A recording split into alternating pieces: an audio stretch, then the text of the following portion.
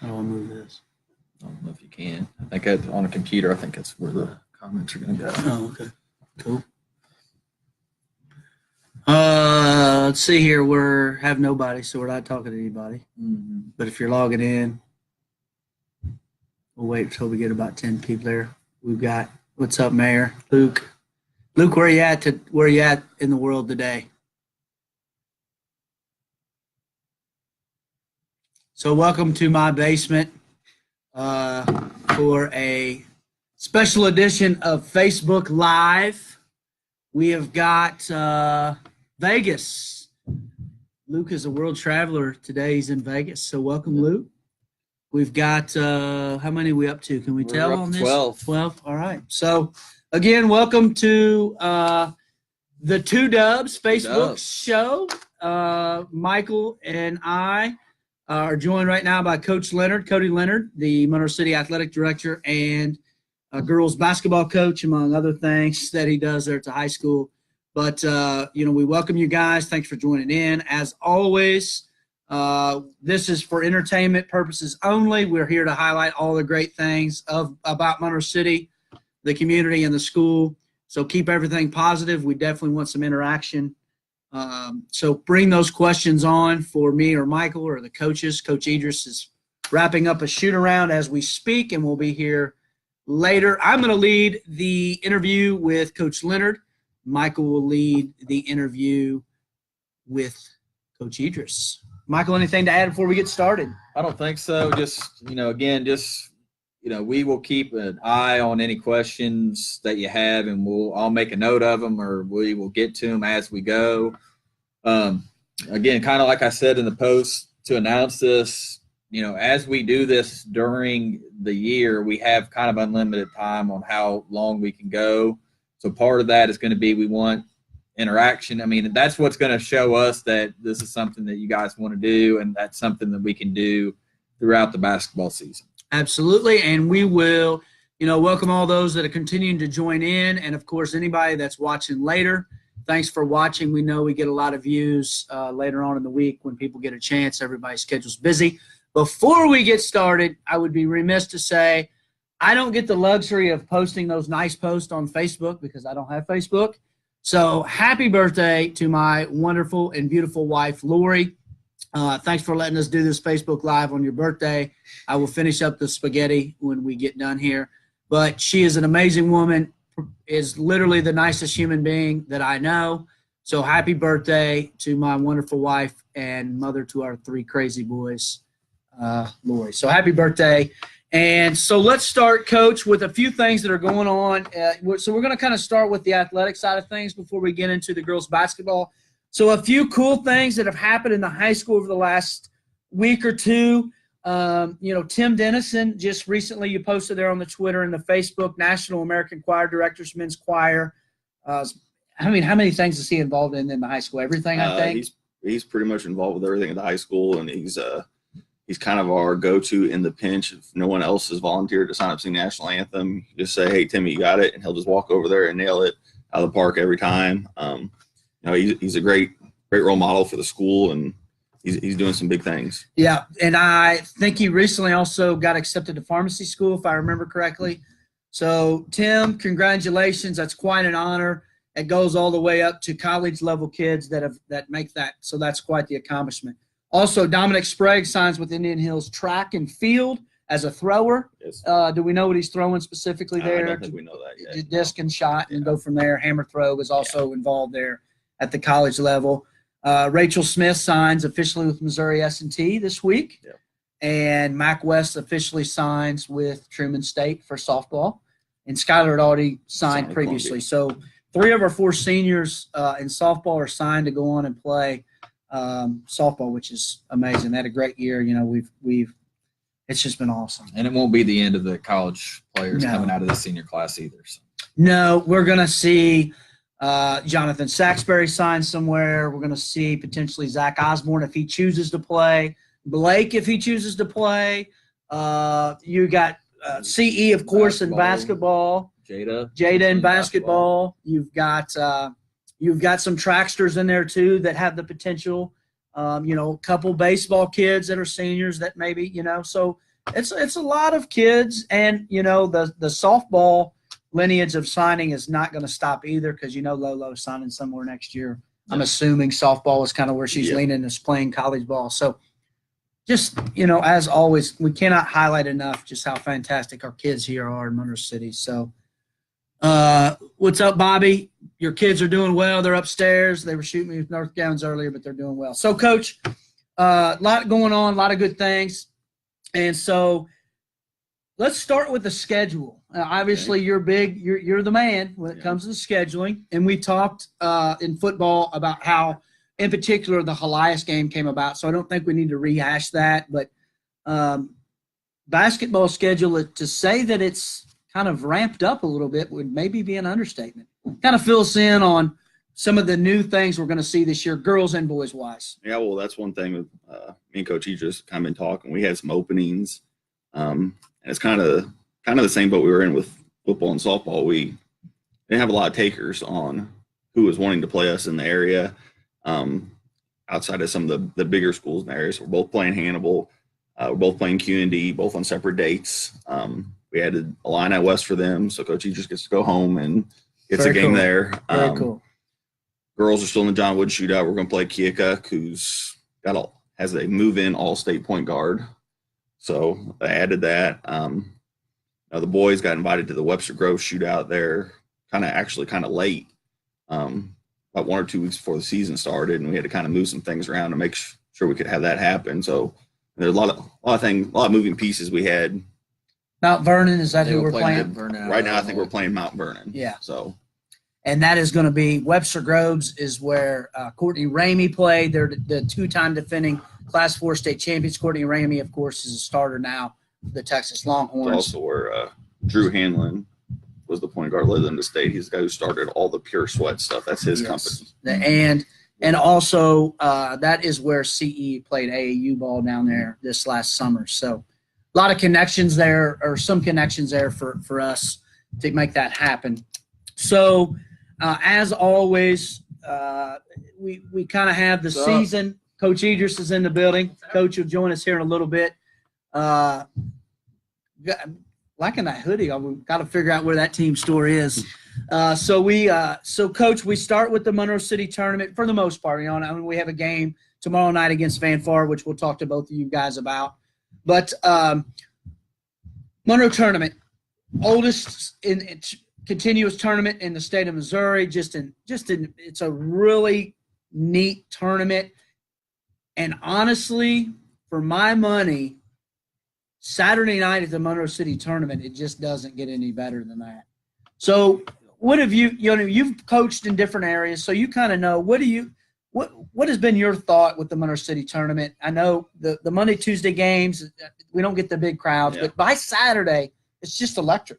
Yeah. I mean, you get to Saturday, it's a long day. I mean, I think our first game is about 5:30 in the afternoon. And if we'll come in for a shoot around about 3 and there's already people standing at the door. I know I've had to yell at you to get to the school before to help me because I'm already having to take money. I was taking my nap. So. Yeah, I know. But yeah, it's packed. In all honesty, it doesn't really matter who's playing in it. It's going to be packed, but it's helped that both our teams have been in it the past couple of years. And that gym, it doesn't seat a whole lot, but it's going to be filled up. Yeah, we were able to host districts there a few years back for the first time that we thought ever. But that was when we were Class 2 school. Now we, of course, are a Class 3 basketball school. Coach, are we pretty much solidified in that Class 3 role basketball-wise? I know for those of you that don't know, Mission now doesn't do the 2-year cycles. They do the 1-year cycles. So every year it could potentially change. Are we pretty much a Class 3 from here on out? Or I would say we are. It is going to be much more of a random thing if we ever drop down in any sport. Right now, we're kind of looking at our high school enrollment close to 300 next year.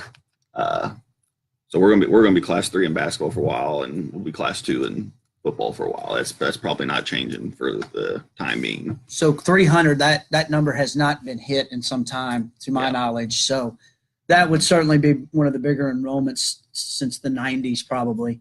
or early 2000s, before some of the economy stuff hit our town. But, which is great. If your school enrollment is up, that means things are rolling in your town, and a lot of people behind the scenes, Mayor Neil Miner, I know, joined us. He had a big role in that. And, I know John Long, our new mayor, is continuing that. So, a lot of good things, and that enrollment going up is good for the school. Class 1 football this year might have been kind of nice to have been in again. We run into Clark County there last week.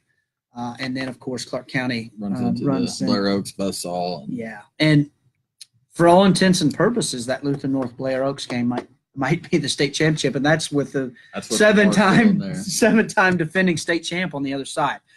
All right, Coach. So let's get into more of the basketball. Girls basketball, Coach. What year is this for you? This is my 7th year, I believe. Okay, so I looked the other day, 103 wins in Monroe City. Congratulations. That would have been the 100th win would have been the last regular season game of the regular season, somewhere in there. So congratulations. I know we honored you at that game and gave you a shout out. But so congrats. Coach Edris also passed his 100th, and we'll get to him here in a little bit. But so lead the charge for the 8th year, and you got an almost 2,000-point score coming back. That's got to feel good. So we're talking about Jada Summers. She's 400 points away from 2,000. And so she's going to eclipse that probably sometime after Christmas, late January probably would be my guess. So what's her role this year? Is it going to look similar to what we've seen the first 3 years, or is there going to be some adjustments? She's good. We're a little younger than we've been in the last few years. We're going to be starting some sophomores and juniors, and then, of course, Jada. So what's her role going to look like? I think for the most part, still going to be pretty similar. Finding different ways to get her the ball, because for us, we see, especially when you get into tournament mode, we'll see all sorts of random defenses that are physically possible, and just finding out different ways to get her the ball. One thing we really focused on this past summer was actually her playing a lot more guard, and it creates a size mismatch because they put a guard on her. Well, with her strength wise, and will take advantage. Or if they try to put a post on her, she's got the speed advantage and she's going to get to the rim on them. She's our best 3-point shooter. I tell people that, and they laugh because we don't really ever have her shoot a lot of threes. She can get to the rim on almost everybody. But our jamboree the other night, I think we hit 5 or 6 threes and she hit 4 of them. So she's shooting the ball pretty well. I think it's going to be a lot of the same. I'm not going to sit here and sell you something that, she's a completely different player now. But there's different things that we're trying to do to get her, be able to get her looks, because every single night she's going to be the number 1 name on the scouting report. And until everybody else kind of makes a name for themselves, they're only going to be trying to stop her. So we got to find ways to have her be successful. So I know during practice last year, as we talked throughout the season. Hey, Brock, thanks for joining us. Yeah, thanks, Joe. Hey, Brock, what's up? So he's getting our numbers up. We appreciate it.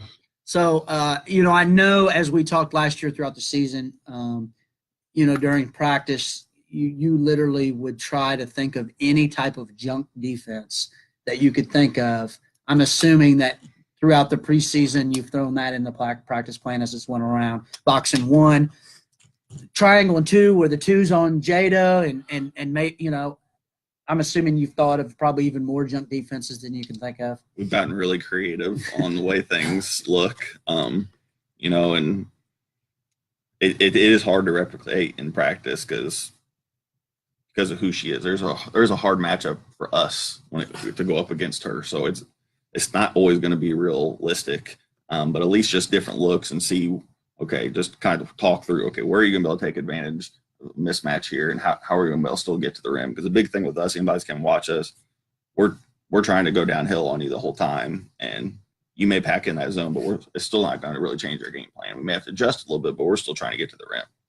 So with that, the slogan for as long as I can remember the last couple of years has been #alwaysattack, and it's a Twitter hashtag there. But still it's been your all's theme. Is that a theme you're continuing with this team, or did you kind of switch gears? I know we're going to go fast. I mean, Yeah.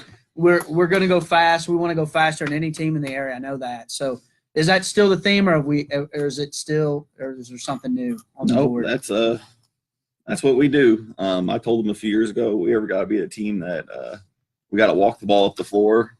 That's when I go ahead and fire myself and step down, and we go find someone else to do it. Until that time, that's how we're going to play. And it's worked out well for us this summer. We saw a bunch of different teams, and the fun part is everybody wants to play fast. It's just whether or not have you practiced to play fast. And that's what we're trying to take advantage of in games. Awesome.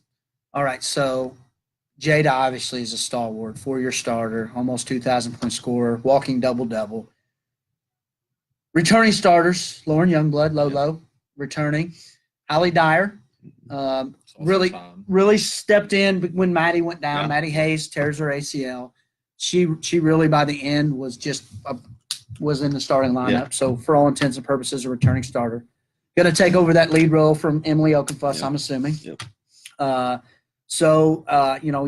got the three there, and then you've got a mixture of some really athletic sophomores and juniors. So we've got Red Bailey Hayes, who's the Swinky Bailey Hayes. Yep. Red hair, that's what we call her, Red Bailey. You got Brown Bailey Hayes, who's Monroe City, lives in town. So you've got Riley Quinn in the post. You've got Lila Yeager, Clara Miner. Who am I missing, Coach? Savannah. Savannah Utterback, freshman. You have not ever been afraid to bring freshmen up, and so not surprising there. Sorry, I had a bug. So I mean, that they fit your system. I mean, they can get up and down and press but maybe a little more depth this year. Would we say? I'd say we have a little bit more depth. I don't want to say we necessarily didn't have depth last year, but when we had rode those horses for so long, with that senior class, it was really hard to sit there and take them off the floor at some points when it's crunch time. This year, outside of Jada, I don't know that we have that. So there's everybody's pretty equal. Everybody does a little bit the same things. So there's not a huge drop off for us with that. And I think it'll help us as the year goes on that they're all going to get to see minutes. And now what you do with those minutes will determine how much more you get, but they'll all kind of give us kind of what we want out of those positions. I told somebody the other day, I mean, when we're out there, you got Hallie, Lolo, and Jada there to attack the rim. You put a post in there and some shooters, we're become a whole lot different team than what we've been in the past. We're just trying to either get our layups or, kind of lean on Jada to go get us the hard buckets. Now we're a little bit different team than what we've been.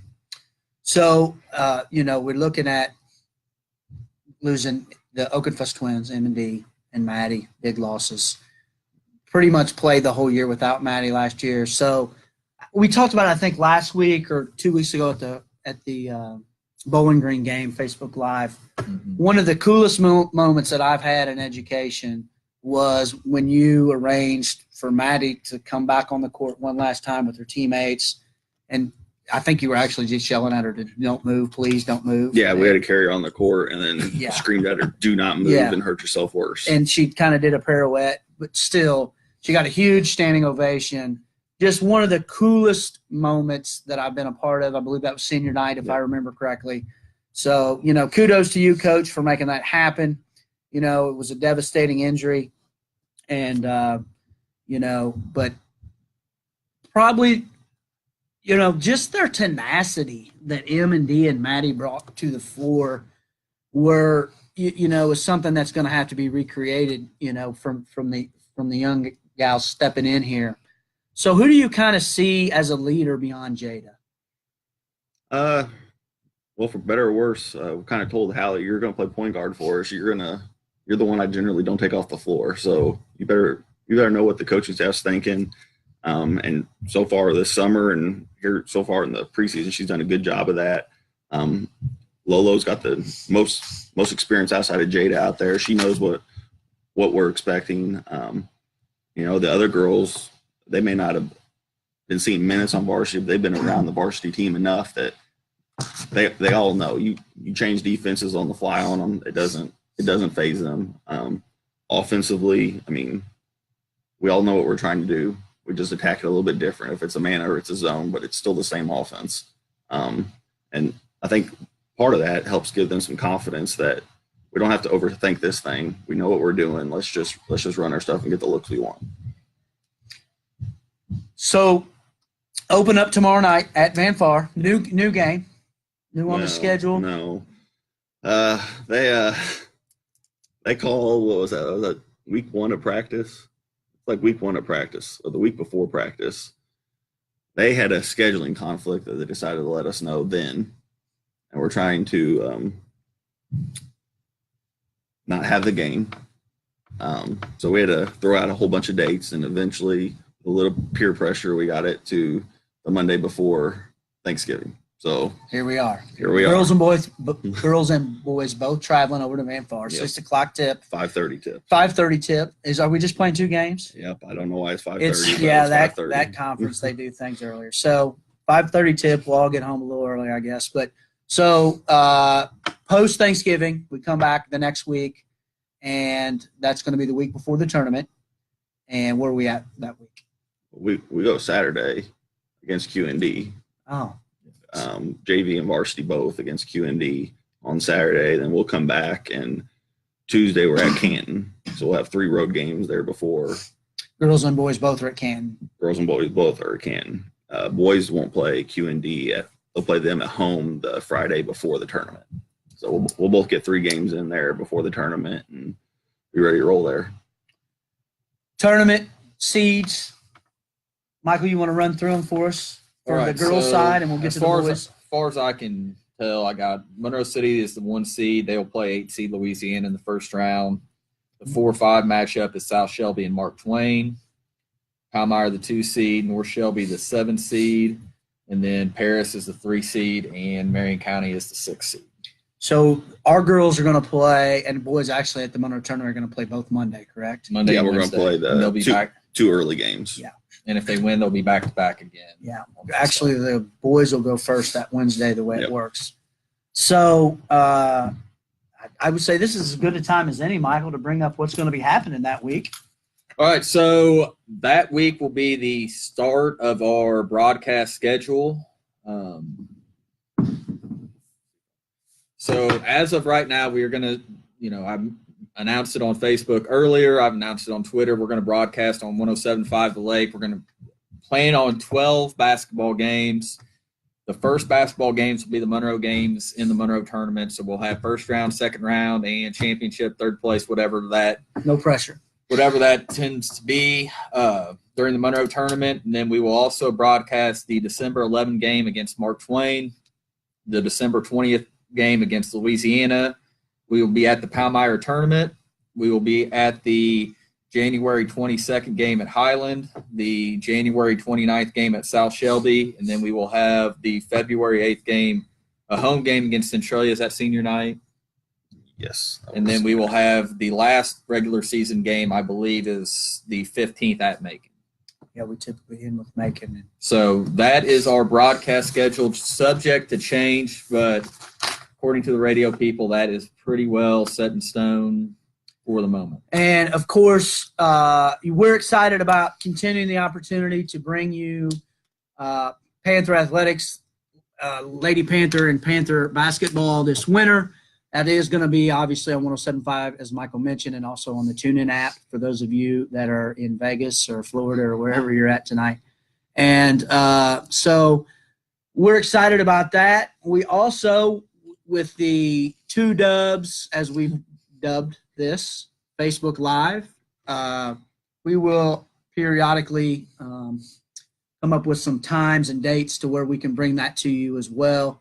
And as Michael mentioned earlier, when we do it in this format, we kind of can go as long as we want until my wife yells at me from upstairs and says, hey, these guys got to get the heck out of here. So we kind of can do whatever we want. So with your boys up there. Yeah, or my boys. Might be done in 5 minutes. Yeah. Now, so. Or my boys come down here, destroy this place, which could happen at any second. So, Coach, we'll end this with Coach Leonard. Let's talk CCC, Clarence County Conference. Clarence County Conference gets a lot of hype in the fall with the fall sports, softball and football. Typically, somebody is going somewhere and doing something at the state level. No different this year for softball and football. Very competitively in basketball, maybe doesn't get as much hype, but it's still, I mean, we're just so familiar with these schools, and we see them in the Monroe tournament and the Palmyra tournament, and we see them so often. You play them in the summer, and it's just so competitive night in and night out. You just got to bring your A game. So who, I know who Michael and I kind of talked about this. Highland's got the two-headed monster of Flanagan and Benson out there. Palmyra started all kinds of juniors and sophomores. South Shelby made a great run last year under Coach O'Laughlin, so they're going to play. I mean, the list goes on and on. So what's your kind of – I know you don't want to give bulletin board material, but we just got a lot of Monroe City people over here to see, so you can be honest with the people. What do you think? Like you kind of hit nail on the head. It is tough night in, night out. Highland's going to be good. Palmyra's going to be good. South graduated a lot, but he'll do a good job with them. By the time we get in the conference season, they'll be ready to roll. Macon, the way Thottenheimer coaches that over there, I mean, you're almost preparing for two different teams because they'll go 5 in, 5 out, a whole group of seniors, a whole group of juniors, and they'll both do stuff a little bit different. And we never see Macon. That's one them and Centralia we never see. No. Until the very end of the season. Yep. And you brought up Centralia. We didn't play them this summer, but I got to watch them. I mean, they play hard. I mean, they're a physical team. Clark has been the nail on our side the past couple of years. And I know they graduated a bunch, but we also haven't beat them in a couple of years. So until that happens, we got to see what we can do. I mean, it's going to be tough. I'd say we're in that mix for the top 3-4 teams.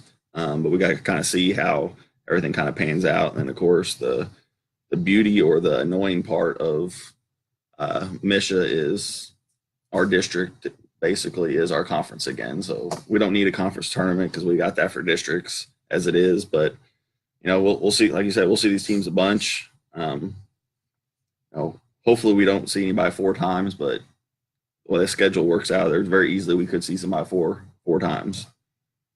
Yeah, and just speaking of that district, looking ahead, and obviously you got to win districts, but, just in the broad sense, a different look for districts this year as, normally we tend to end up getting grouped with that St. Louis side. Now it looks like we're going out west. So, any thoughts on, that new look for the districts, and, looking ahead, whoever comes out of that district, what do you know about that side of the state as far as basketball goes? Well, we went to Northwest Missouri camp this summer, so we got to see actually some of those teams from that area. I know the district that whoever wins ours match up with, it's going to be one of 2 teams that comes out of that for girls. It's either going to be Trenton or Chillicothe. You get farther over to the Kansas City, Maryville side. I mean, we saw Maryville this summer. They weren't very deep, but their starting 5 was really good. Then Kansas City is kind of the wild card. You don't really know who's going to be coming out of there. But I'd like to find out because that means you're playing to go to state. Yeah. So, it is better. I mean, we've talked about that before. We're class 3 there for so many years. Apart, it was like, okay, you got to survive your district, but then at some point you got to go through St. Louis to get there. That was the biggest change from going class 2 to class 3. You got to go through St. Louis. Mm-hmm. Now that we go west, I think it's a lot better for us.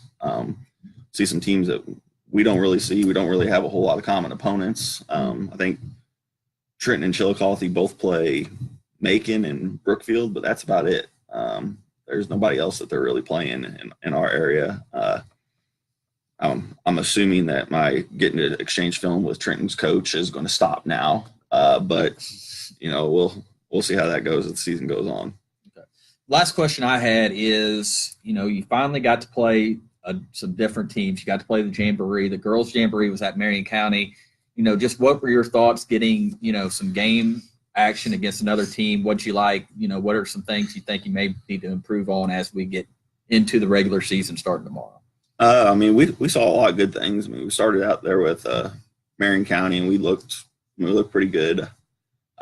Played Highland. We lost that one by like 5.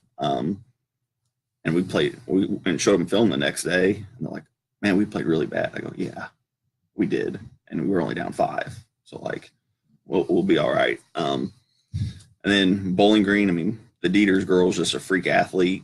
When she's hitting, she's a hard matchup for anybody. But when she's not hitting, we just got to make sure we get the board. They kind of lost their 6'2", 6'4" girls they've had for years. So they're kind of our size. Dieters was the biggest one on their team. I thought we played hard, but it was good for the girls to been going against our JV basically for the past 3 weeks. It was good to go out there and go against another varsity teams and kind of see where we at, and especially the next day of practice, watching that film, that they could see some of the things that weren't necessarily up to where we want it right now. So we're pretty excited to see what we can do tomorrow. All right. Well, Coach, we really appreciate you. Coach drove over here. Sundays are very for those of you in the coaching education world, Sundays are kind of our time that we can kind of decompress and take some family time. And so we appreciate you taking the time to come over here. Wish you nothing but the best tomorrow night and moving forward. We'll be there watching or broadcasting, one or the other, for most of those games. So good luck, Coach. Yep, thank you. Thanks for coming over. Yep. Thanks, Cody. We're going to kind of switch around here real quick, so give us like 30 seconds, and we're going to bring Coach Edris in here. And I'm going to let Michael kind of take the lead with Coach Edris and talk a little boys basketball, maybe even a little football with Coach Edris.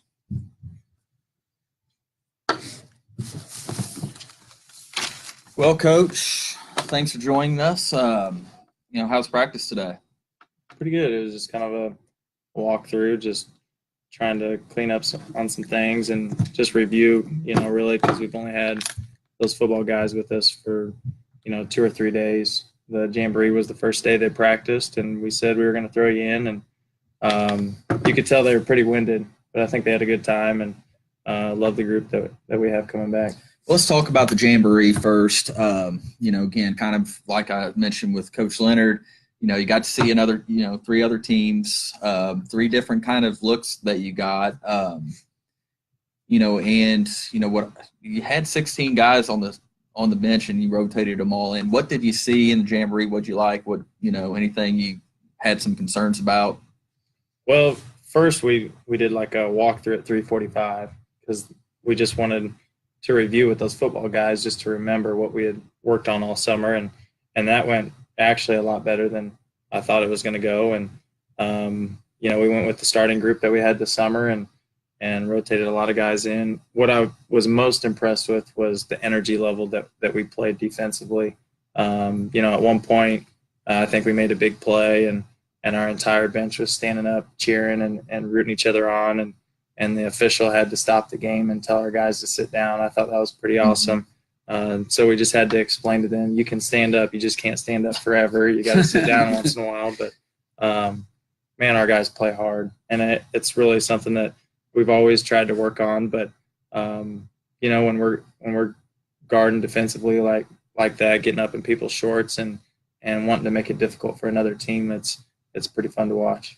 And just kind of going with that, you had – 3 starters that played football, KKO, Zach and Blake, and you start off and you're pressing the entire game, how'd you feel their shape-wise going, because that's a lot different than going and first game getting to set back in the zone, you're up in full court all day long. How do you feel they participated, played?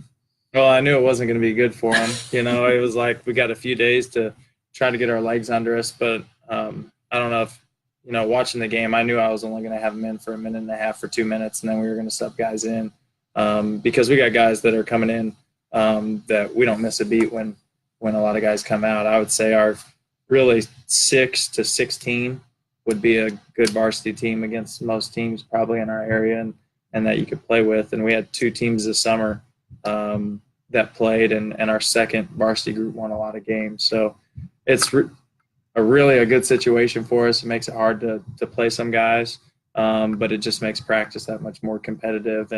And our practices are very competitive. It's fun. It's like you're going to a basketball game at practice, and we're keeping score, losers run, and guys are just all over the place. They're playing physical, they're diving for loose balls, they've got good teammates, and they'll be fun to watch. And you got a lot of those guys doing it in the morning too, every morning coming in, and they go hard against each other when they get their little scrimmage going too. So that's fun to see. Let's kind of go through that team. Obviously the first name on anyone's list is going to be C.E. Talton. All-Stater last year. Eclipsed the 1,000-point mark last year. 25, 26 points a game, 8 boards, and the first All-Stater since his uncle Jermaine in 1996. Today he was named the KHUA Preseason Boys Player of the Year. Just kind of what are your thoughts as far as where he's improved on in the summer, and just what you look for him as the leader of this team? Well, obviously CE's an extremely special player, and it all goes back to his work ethic. I remember him coming in as a 8th grader, and just the way he handled the basketball, we knew right away, like, this kid probably handles it better than anybody that we've had to date. So, he got thrown in the fire, and each year, just the way he's worked to improve numerous times.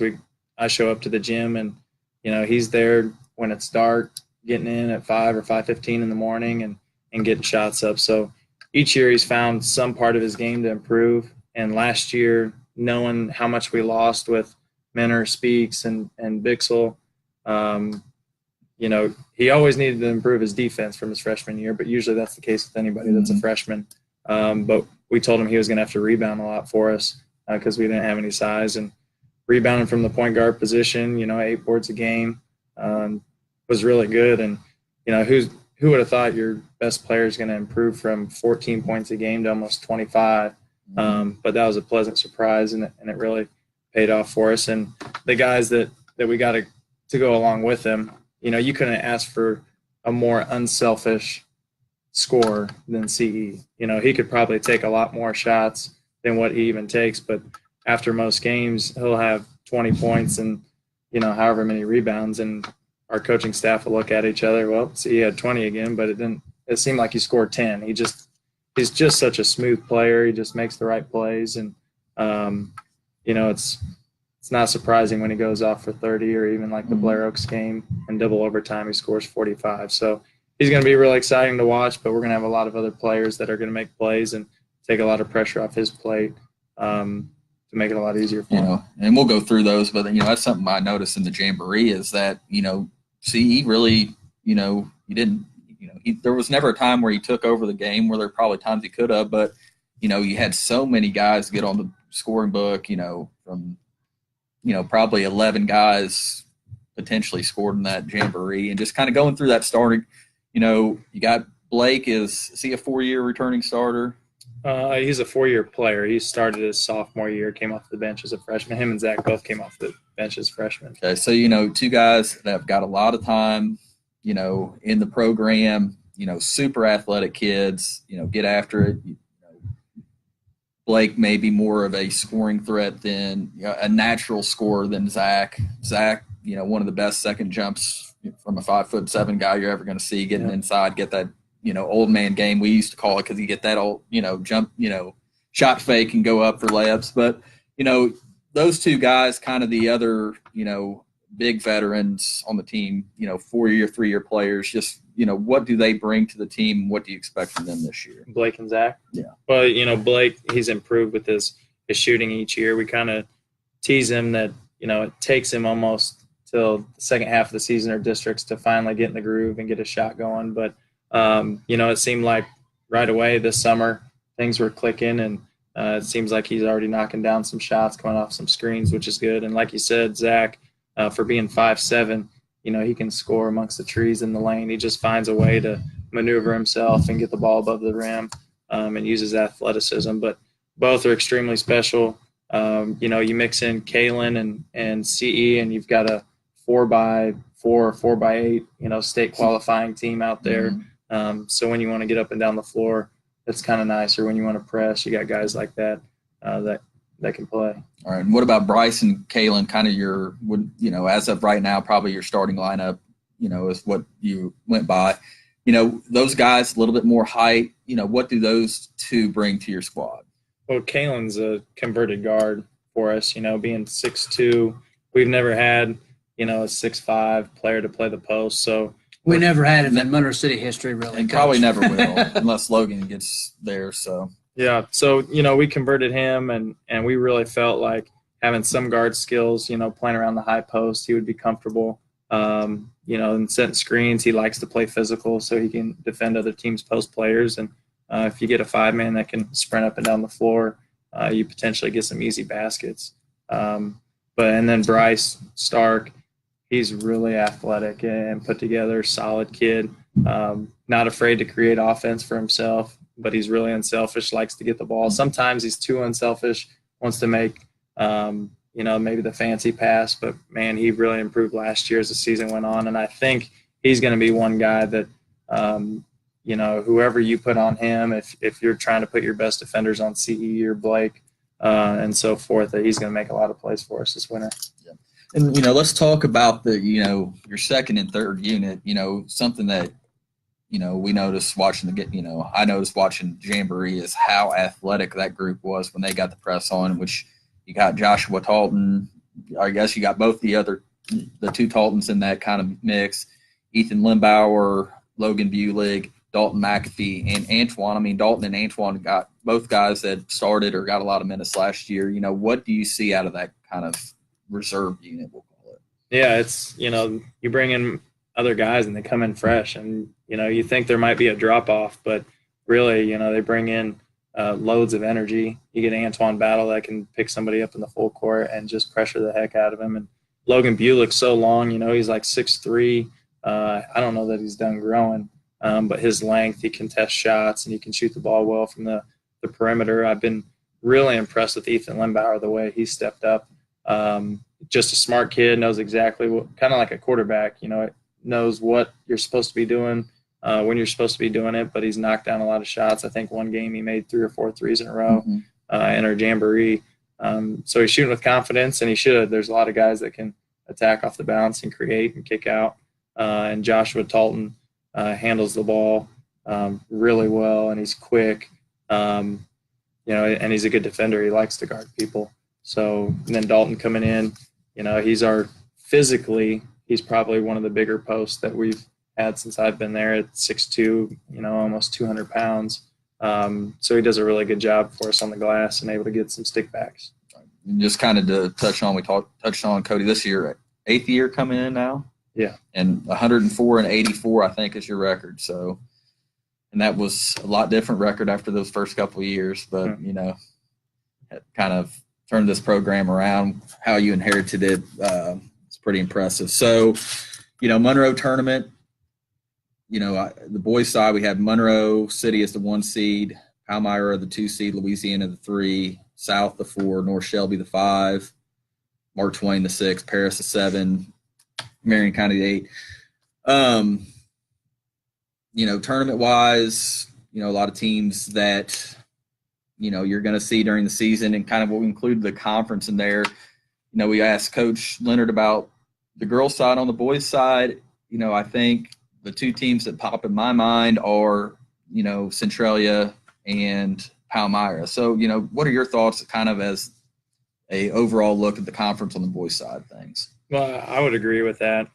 Centralia, they were kind of young last year, had a lot of sophomores and some juniors, and we went down there and took an L, unfortunately for us going in really the day before we were at practice, and, it was like the flu bug that was going through school kind of hit our team all at the same time. And, I kicked myself. I probably should have just sent everybody home after the first 20 minutes because it was evident that we were trying to get up and down the floor and just kind of get our legs loose, and we were sucking wind and coughing up everything. But, that's just part of it. Teams go through injuries throughout the season. Sometimes teams go through sickness, and we went down and weren't able to give our best effort, and we took a loss. And, it was kind of humbling, but we went back and took care of business the rest of the way and was able to make a run through districts. And Palmyra returns a lot with the Nunnally kid at point guard, and McKinney having a scoring threat, and Abe Hare, the big receiver that they had in football, or tied in to play the post for him, and a bunch of different guys. I think it's Jaden Durst, Hannibal LaGrange's coach's son, that goes there. So they're going to be excited, and they played extremely well in our tournament last year, and we lost in the championship game. They just shot the lights out. So, we're going to have a few more practices in this year and a few more games than we had last year. Hopefully we can go through and play well and try to bring a championship back from our tournament. Yeah, and let's talk about that schedule. Outside of the normal schedule, Coach Leonard talked about kind of the, new games on the schedule, Q&D this year. What about the Webster Groves going in about a month? Webster Groves, looking at Mount Vernon, what are kind of your thoughts about some of those games and the Quincy shootout in Quincy High School? So, well, going into this season and really the summer, coming out of the districts and playing Montgomery County and then playing Christian last year, it was just kind of an off factor playing Christian. I think for some of our guys playing a team that was actually more athletic than we were, and really for our area, we're probably on the floor. We probably have some of the most athletes as far as just getting up and down and defending. So we knew going into the summer we wanted to play some of the stiffest competition that we could. So we tried to go to some shootouts with Class 4 and 5 schools, and we competed with a lot of them really well. And then we were able to get Q&D on our schedule, Hannibal, and then got a call to play in that Webster Grove shootout. Terrell Ramey, who CE plays on his travel team or AAU teams, he kind of heads that shootout and invited us down to play Mount Vernon out of Illinois. And it's going to be a great exposure for our players and our school just to go down there with, some of these big time schools that are known for basketball and try to compete. And then go to Quincy High. We play Northwest Academy, who placed fourth in Class 3 last year. We wanted to test our guys, and our guys get up for those games, which you should. If you're a competitor, you want to play the best of the best and play some teams that maybe people say you can't beat and see what you got.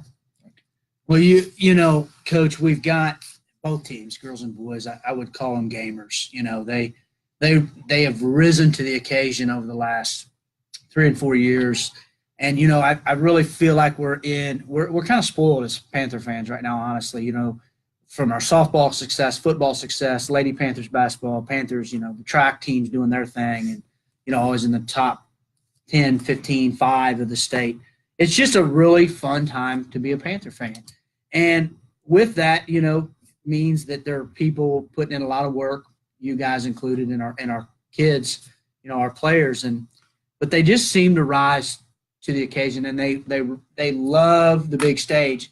And probably more importantly, they've been put in the big stage a lot of different times throughout the few years, whether it be having to make a free throw in the Monroe City tournament on championship Saturday night or make the big block or big catch in a district championship football game. Our kids have just been in situations. In your senior class, those guys, they're the epitome of winners. And so you've been around, I would say, 2 really special groups of athletes. You're the defense coordinator for football, and you've been around that senior class of football players that has led us into some great things. And this senior class of basketball, who some of them are the same, but, you throw C in that mix. And can you just, what does those groups mean to you personally? Well, I think every coach at Monroe City would tell you that the coaches are the ones that are spoiled. Fans are spoiled getting to watch the games, but we're spoiled to have athletes, kids that want to come in and they just want to play for one another. They want to compete, and they will just do anything possible. They listen to their coaches and get out on the field or on the court, and they compete for their family and their friends and their community. And you're right. These kids mean a ton to me on the football field. There's a lot of different kids that we don't have on the basketball court, but it's all the same. It's a blast to go to practice. But those kids will be on the front row in the student section. You bet. That you're talking about. Yeah. I know we're going to see Jonathan Saxberry, Hunter Lilly, Nolan Pennywell, and some others just hooping and hollering, jumping up and down. I was actually watching some film of our Bamfar last game, and you had some of those guys jumping up, flexing, and just excited. So Sometimes you have to keep an eye on Saxbury. Sometimes he likes to talk to even the rest a little bit. So The beauty of it this year is I just get to be a fan. I'm not supervising. They can do whatever they want as far as I'm concerned. So. Yeah. Don't encourage that. So, we're going to try to enjoy it really as coaches, because the senior class, this is the last time I'm going to coach them. I got to coach a lot of them in football the last few years, but I don't coach a spring sport. So that's the thing. We're going to try to get the most out of them and compete the best we can, but knowing it's going to be, kind of a sad day when it finally does come to an end, just to see this group of young guys mature into, young men and what they do for our program, and just the role models they are for our young kids moving forward. So, Coach, coaches are always big on themes, and we talked about Coach Leonard's themes the last few years have been always attack. They're getting up down the floor, pressing, and defense. One thing I know that's so impressive as I talk to other administrators and other coaches in the area, they always are very complimentary of just how hard our kids play defensively. So what's kind of the theme? And that's not always easy to get. The flashy stuff, kids are, they love to buy into the 3-point Steph Curry stuff. But, when you talking about getting down and dirty and just trying to man up somebody. So what's kind of the theme this year for you guys as you go through starting the season off tomorrow night? I don't know if I've ever put a name on a theme. I guess it's more of just the mentality of how we practice. Something that we always try to take pride in is just, working hard, outworking your opponent, being tough, tough ball players. If the ball's on the floor, we need to get on the floor and get it. And I think something that helped me as a coach, probably a few years in, was really trying to buy into the leadership aspect, trying to get your team to really believe in how important those things are and being a good teammate and whatnot. And, you try to take as much of that selfishness out as possible and instill those qualities early. Given we're pretty lucky with the kids that we have, that's really easy to do because most of them are like that anyway. But that's why you see, our entire bench just actively being engaged in games, because sometimes your role's just different. And, whether they're leading in basketball or football or softball, or, we talk when they get out of school, you're going to have to be a leader at some point, or with your family as a husband, or, as a father. So I think all those things combined really has kind of created the mentality for our kids, and they get excited for one another when they see guys playing hard, and they just feed off each other's energy. So are we going to see, like they do in the college games, are we going to see some theatrics from our bench this year where we have choreographed dances and celebrations, or no? Well, I might. It's not going to be planned on my side, but if you see something, as long as it doesn't issue a technical, I think I'll be all right. But man, our guys, they're so much fun, and they're going to bring a lot of smiles out from everybody, and not only are fans going to enjoy the guys that are on the floor, but they're going to enjoy seeing the guys participate that aren't on the floor. And as a coach, you got to really love that. Yeah, and it's just so, and this just comes back to why Michael and I have enjoyed this, I think, so much. I don't want to speak for Michael, but we've talked about this behind the scenes. Is we've got such great leaders in you guys and Coach Kirby and Coach Chin and the list goes on. Leading our crews, and then we've got such great kids. When we've got so much to be proud of in this community that we need to highlight it, we need to showcase it. And, that's why we come to you tonight, is to talk about these great people that are leading the charges and that are competing. Because I can tell you right now, I've got my other son, Colin Potterfield, and I got my 3 sons up there. And I can promise you every one of them will play basketball and say, I'm CE, or I'm Blake, or I'm going to be Zach this time. Or they're going to go play football, and they're going to be Blake. And then, a bunch of my friends have daughters, and they want to be Jada, or they're going to be, D or M or Hallie or whoever. Those conversations are happening with our youth, which is awesome. And that's what it's all about. And they are just provide such a great outlet no, I'm going to go spend, I don't know, $4 tomorrow night and watch 2 awesome programs. And that's awesome because not every community gets that luxury. We just made our 3rd run in the playoffs in 4 years as far as football is concerned. Softball was right there again. Basketball. I mean, it's just fun. And so, kudos to you guys and the work that you put in. I know personally I've seen it because I was in the school, for 8 years. I hired both of you for that. Thanks. For God's sake. Thanks for doing that. Yeah, you're welcome. So, no, I see the work you put in. I know the work you put in. Not just because I'm not in the school anymore doesn't mean that I don't know those things that are happening. So, kudos to you guys. Best of luck. It's going to be so fun. It's just going to be fun. And just, I guess, last question, just because we got the game tomorrow, what do you expect to see from Van Far? A defending state champion Van Far team. What do you expect to see from them tomorrow? Well, that's going to be exciting for our guys to go on the road in a tough environment. At Van Far, the last time we played there, I think it was overtime or it was a last-second shot of some sort. The gyms just got seating on one side, so if you're coming to the game, come early. Yeah. And if you're on the bench, your feet are basically on the floor. But they're playing with a ton of momentum. We went and watched their jamboree over at Mark Twain, and you can tell their guys are excited for the season, coming off a state championship run. And if that doesn't give any incentive to go out on the floor and see how well you can compete against a team like that, then I don't know what you are as a competitor. But I think our guys, they're going to go out and give everything we got. It might not be as clean as what we'd hope, being early for a lot of those guys haven't had the ball in their hand very much, but we're going to do the best we can, and hopefully we can come away with a win.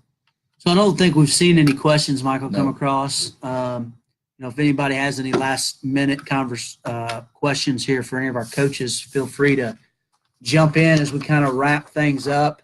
As with the coaches, we certainly, again, appreciate you guys taking that time to come down to the basement, the Monroe City and Mizzou and St. Louis Cardinals man cave. So we appreciate it, and it'll be Christmas down here in the next week. So enjoy the black and gold while we got it up. Hey, I thought that you guys took the girls to that Mizzou game the other night, and Sophie, a lot of those girls after they lost that game, I thought, those girls get it. Yeah. Coming down and meeting all our Monroe City girls and shaking their hands and telling them thanks. That's pretty awesome to be a competitor at the big time Division I level, and you take a loss that probably means a lot, but in the grand scheme of things, building when those kids I up. made the comment last night that I barely want to talk to my mom and dad or my wife if I lose something. Yeah. And she comes down and takes the time to spend it with 30 or 40 third through, what was it, Michael? Sixth graders. Third through sixth graders. And, it was quite a bit after the game. And her and Lauren Aldridge, the point guard, came out. And, the attitude was unbelievable.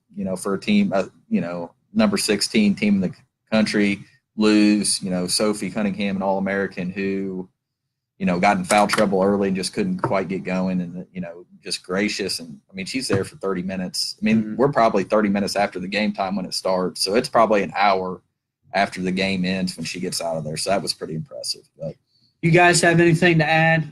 Coach Leonard, Coach Edris. Coach Leonard still joining us off camera here. He's got a face for off camera. No. And I am, by the way, out of the 4 of us sitting here, the best bird hunter that there is. So don't let Coach Leonard tell you otherwise. And I whooped Coach Edris at golf all summer too. So I'm just curious, when you guys do a all MC basketball team, if you're going to do a defensive team and you're like on the defensive team, he's definitely not on the defensive team. No. And he's on the all shooting team or whatnot from Monroe City. So. Well, we have definitely are going to throw around that. We've had, like Michael said, we went for a long time there. I didn't really realize it between Jermaine, which is really cool because Ed, CE's dad. Ed Talton's been all state. Jermaine's been all state, his uncle, who played with me. He was a senior when I was a sophomore, and now CE last year, and we hope again this year. So, that was a long span of without having an all state. And, of course, as far as girls basketball history, you've got, of course, Jada now and you've got Teresa Jackson, you got And Dwella Dwella. Holiday, who's up there in some Misha type level. So certainly you can put a squad together of Monroe City boys and girls basketball players that can rival, like we thought our football teams could, about anybody in the area. And that would be fun to do.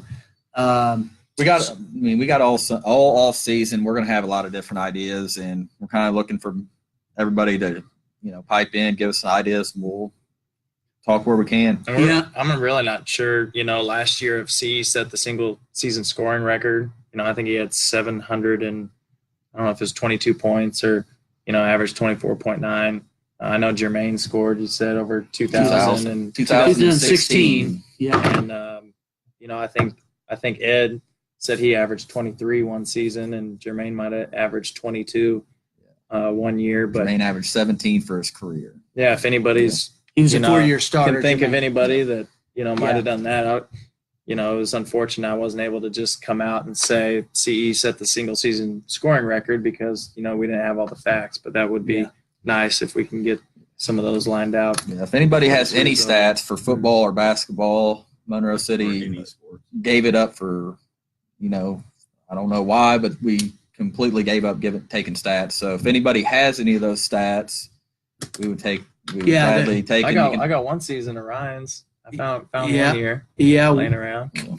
Brock and Cody and Coach Kirby have really, those last couple of years, have tried to do some information gathering and do some things. And, they really try to highlight, we've done a lot facilities wise too, little things that, the black and gold goes up here and there, whether it be new mats, behind the baskets or, a Panther head going up here, an big MC outside the locker room. And, they've done a lot for our program that people may or may not notice. And it's, we try to accentuate that black and gold as much as possible. So, I agree. definitely a good gesture by the MU players, Brad, the mayor of Huntington, and definitely the top 5 girls and boys, or top 10, whatever you want to do, would be a solid squad to put together. And it's just a fun time. I mean, that's all we can say. It just is. So, Coach, before we let you guys go, Thanksgiving coming up, a lot to be thankful for in the school and in our community. But what's your favorite moment so far as coaches at Monroe City? Basketball perspective. I know we've had some great moments as athletic director, great moments as defensive coordinator. What would you say your greatest moment is that you just go, you know what, that was awesome to be a part of, and I'm thankful for that? Not to put you on the spot or anything. No, I guess the 2 years ago when we won districts first with Logan Michael and Jordan as seniors, that was really special.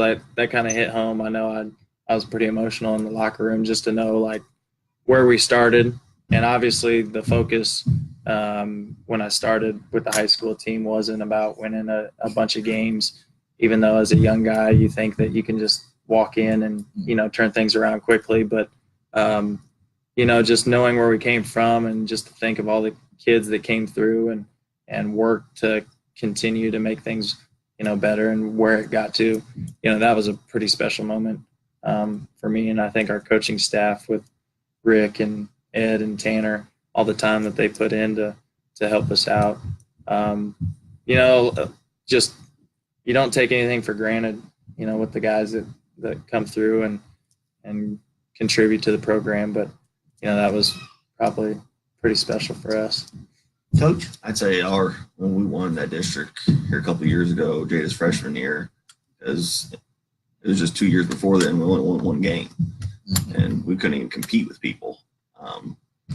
To get to that point, we played in 3 district championships in a row now, and we've been knocked out the last 2 years, but there's a lot of teams that don't even get to taste that. We've been lucky enough to be there 3 years in a row, and we're just hoping we can keep everything together and try to get there again. But I would say probably when I first started, the most special was, and I still have a picture of us after the game. was that first season. We were like 3 and probably 19 at the time, and we hosted Palmyra at home. And everybody had always said, rivalries, this and that. It's going to be a good game. It's Monroe, Palmyra. And, I was like, yeah, okay, a rivalry, but usually rivalries are close. And at that point, we won 3 games. But our guys, did everything they were to the T, went with the game plan, and we upset Palmyra at home to get our 4th win of the season. And you would have thought we won like the national championship, and so many people were coming up and just, saying if we didn't win any game all year, as long as we beat Palmyra. I thought that was pretty neat, although I'd rather win all the other games than just the kid shoots a 3/4 court shot and it almost goes in. Yeah, too. yeah. I mean, it was like, oh my God, Yeah. if this goes in, we're all going to just die of a heart attack right now. But Yeah. So I don't know if I'd ever seen you that excited before, because it was my first year coaching. But we got a picture shaking hands, and it was pretty awesome to start out. That was a cool moment. That district championship, that your first one with work to build it up. Coach Leonard's that first one when Jada was that game, we were playing a state-ranked K-Row team, and the gym was packed. It was a Saturday afternoon. It's such great moments that you guys have had, that I've had a front row seat for, and it's just been awesome. It's going to be fun, Kick off next week or tomorrow night. 5:30. And again, we appreciate you guys coming and taking the time. Yeah, I tell you what, it gives me chills as many fans as we get out to come to our games at home, and how loud it is, even sitting for the girls' games. And when it gets, at the end in a crucial game, and just to see the emotion of our fans, it gives me chills.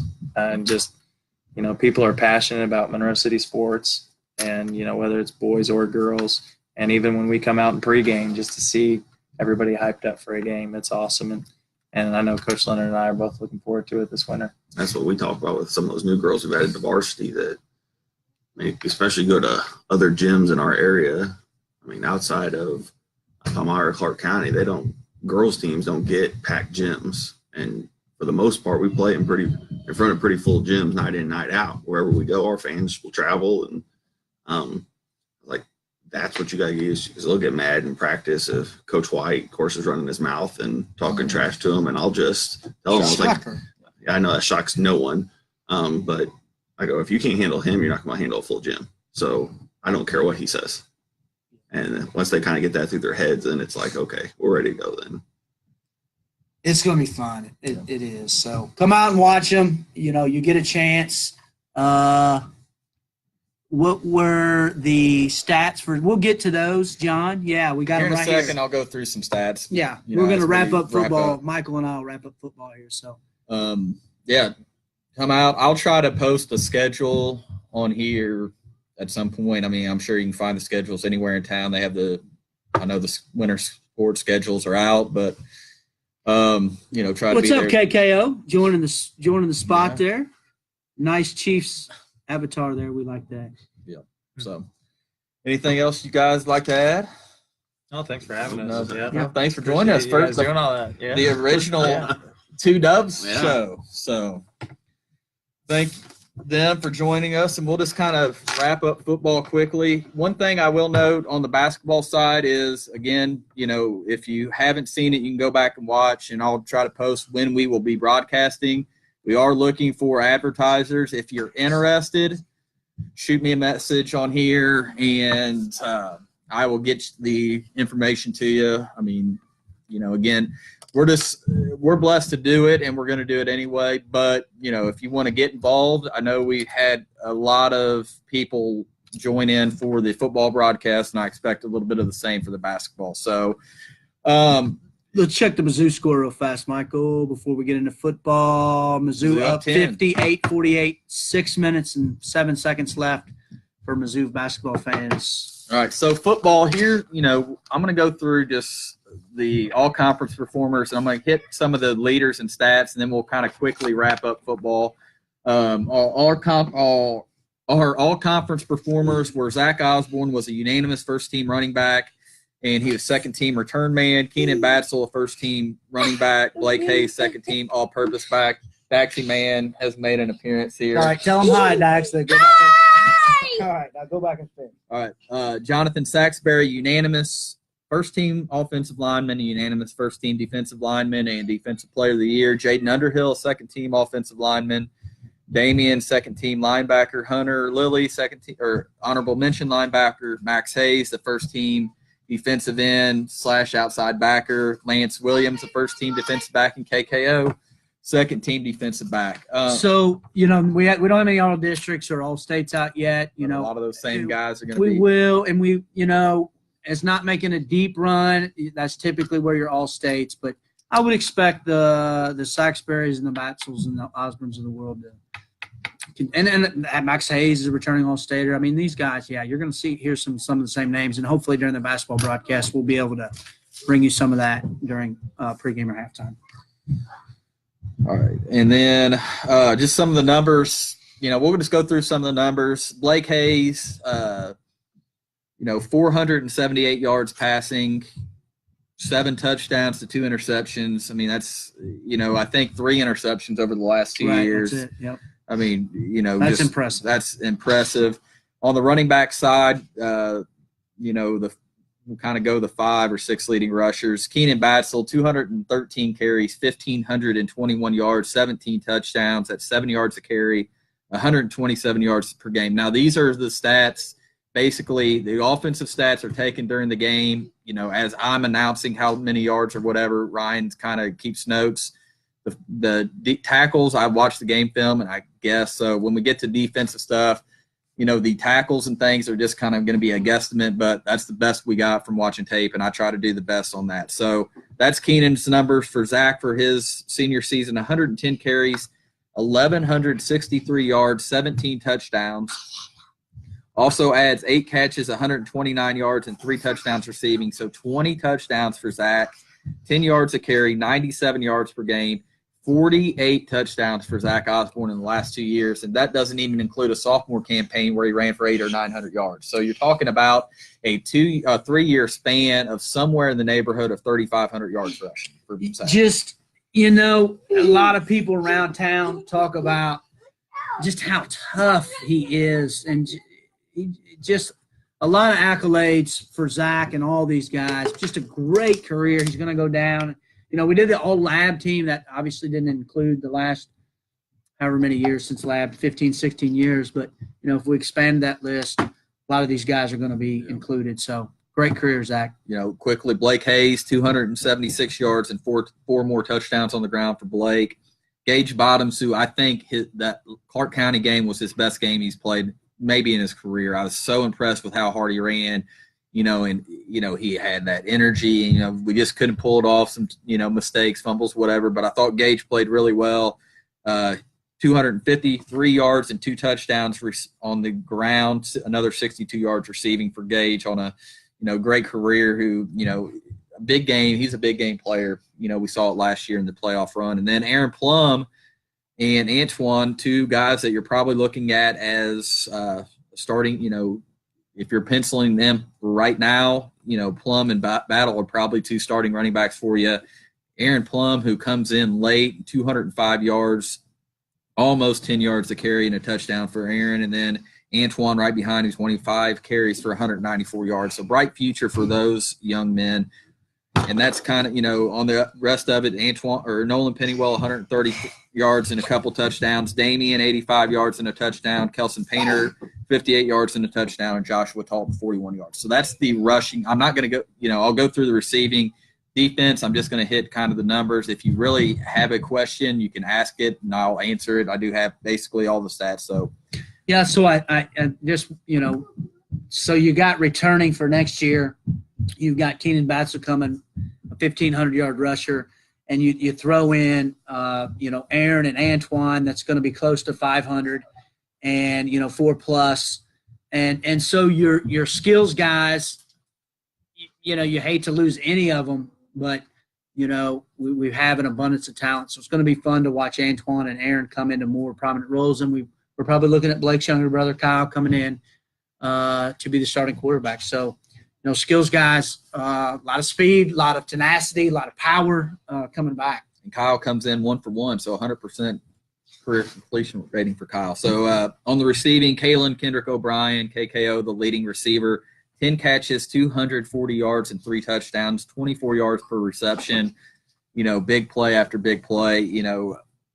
A great senior year for Kalen. Could have probably got some honors on the offensive side there for tight end, great blocker, along with Gatlin Bixel, who only had 1 catch for 31 yards, but a great blocker. Great blocker. He was a great tight end, and, 2 guys that you're going to miss basically extra offensive linemen for those 2. And then, Antoine had 31 yards receiving, Nolan had 16, and Dajuan Taylor, another senior, had 12 yards receiving. On the kick return game, you've been on Facebook Live a long time when the Watson boys are getting restless. Yeah, so we are going to wrap up fairly quickly. I do want to mention that Blake Hayes averaged 22 yards a punt return and had 2 touchdowns on electric punt return. So defense, just hitting some of the highlights. Damian was the leading tackler with 66 tackles, and you had Lance Williams 65, Max Hayes 60, Hunter Lilly 60, Jonathan Saxbury 60. Kalen Kendrick O'Brien, 56, who led the team with 31 solo tackles. Zach Osborne, 49. Blake, 46. And then over 30, you had Gatlin at 30, Danny Dennison at 31, Nolan Pennywell at 32, with a lot of games missed there. Max Hayes, 11 tackles for loss to lead the team. Right behind him, Jonathan Saxbury, 10.5. Nolan Pennywell had 7.5, so did Danny Dennison and Damian Holland. Sack-wise, Max Hayes 5.5, Jonathan 2.5, Nolan Pennywell with 4, and I think those were all in the first 4 games. Yeah. On the defensive back kind of side, 2 interceptions for Damian and Lance and Kalen, leading the team. Blake broke up 8 pass breakups to lead the team. You had Kalen with 7, Lance with 5. And then, a lot of other stats that we can go on. But, just an impressive year for the Panthers. It's just a tough loss. A Clark County game, those things happen. There's a thing in football, you look at fumble luck, and we certainly did not have that. 4 fumbles, there ends up being a 5th late that didn't matter. But 4 fumbles, they all go against us. All crucial points, either going for a first down, getting ready to punch it in for a touchdown. Just a tough break. But, you got a 3-year span for these seniors that went state semifinal or state second place, state championship, and a district championship loss. And the team, to another top 10 team. This is, without a doubt, one of the top 10 teams in the state. And, just a great career, something to be proud of. So, with that, we'll kind of wrap up. Ryan, you want to add anything on the football side? Yeah, I just cannot stress enough how it's just been fun, that senior class, to watch you guys. I wish you nothing but the luck. It just was an absolute blast. And the cover's not there by any means. It's going to be exciting for the near future. Coach Kirby and his staff do an excellent job. We got some Panther fans right here joining us here. Dax, Rhett and Blaine, and Elise Spotterfield. So battery's low on the computer. Kids are going crazy. It's been fun. Basketball starts tomorrow, 5:30 at Banfar. And this, I know we went long. I can't imagine we'll go this long on all of them. But, post comments, I'll kind of keep track, and we'll try to answer questions throughout the week. And, if you have anything you want for a future one, let us know. Thank you, guys. See ya.